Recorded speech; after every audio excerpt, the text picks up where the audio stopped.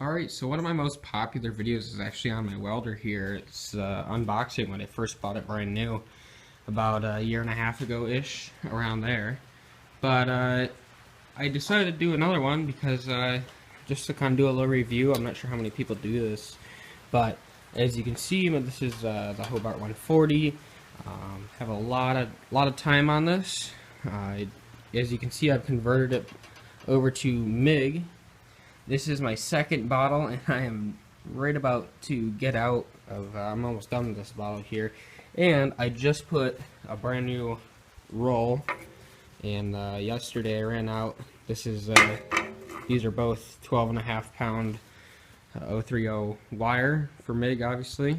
And yeah, I decided just to do a little review, I guess, the pros and cons. And this thing has been an awesome machine. Awesome machine. As you can see, I have a 71 F100 here. I'll have more videos on that, but I have done a shit ton of welding to this thing. Lots of floor pans and custom body work and things like that. Did the front suspension there.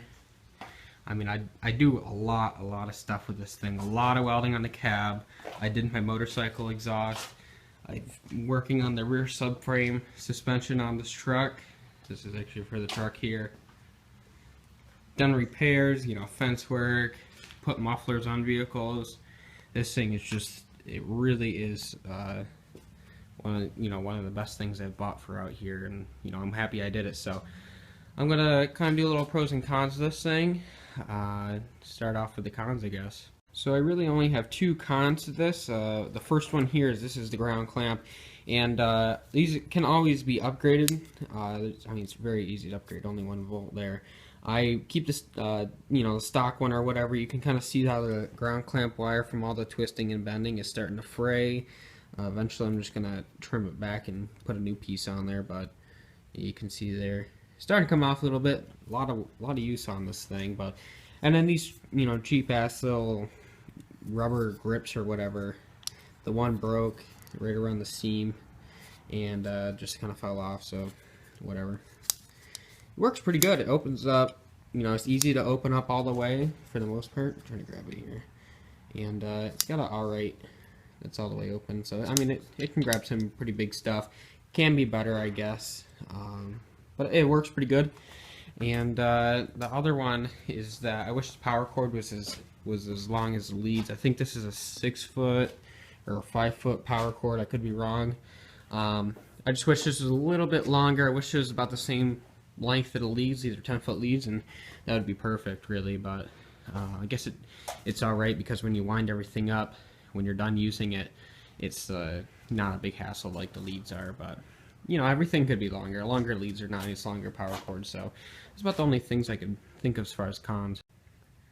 Now the pros of this thing, in my mind, is that this is a very controllable wire speed setting here. It's not like you move it here and move it here and it's like a major change. It's very subtle changes, so it's very controllable. To you're going too fast, you slow it down just a hair, whatever like that.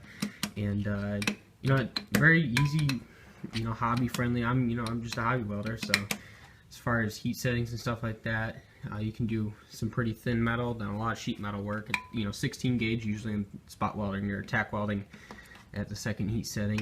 And if I'm going all the way up to 1/4 inch, or maybe a hair more, then I'm doing that. But 1/4 inch is only recommended. And the leads are really nice. Having them 10 feet long, you just set the welder here, and you can, I can work all the way around this whole thing with the leads and not have to worry about that. The gun itself is really nice because the trigger is really easy to pull. You have those big welding gloves on there. Maybe it's kind of hard to pull on the cheaper welders. I know my really cheap old welder was like that, but I mean, you just clean out the nozzle for if you run a MIG, you just clean up the nozzle, make sure it's clean, and then you'll have great welds. And haven't really gone through too many tips on this thing, but converted over to MIG, and this is my second bottle. So it's a shorter bottle, and I have it sitting on this cart since I got it. I got a couple tools. These are some welding specific pliers. You cut your wire with this, and you can take your tips off with that.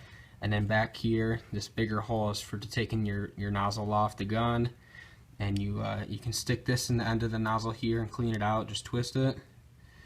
Definitely a great tool. I suggest getting that. I have some welding clamps in here too, some magnets, stuff like that. It's just to, you know, hit the back side of something if you're burning through a little thin, kind of back it up there. It's Harbor Freight stuff, but just kind of extra stuff. But highly recommend MIG. I really like it. As far as, you know, I'm in the garage the whole time pretty much, so MIG really works out. If you're outside, you're going to run flux core, but I feel like MIG's a little bit more controllable, at least in, you know, my mind. I'm not a professional welder by any means, so just kind of a hobby review here. But I'm gonna weld a little bit more on this thing here. I got this little bit to go on this pad here, so I'm gonna lay bead down to kind of show you and add a little action to this video, I guess. And yeah.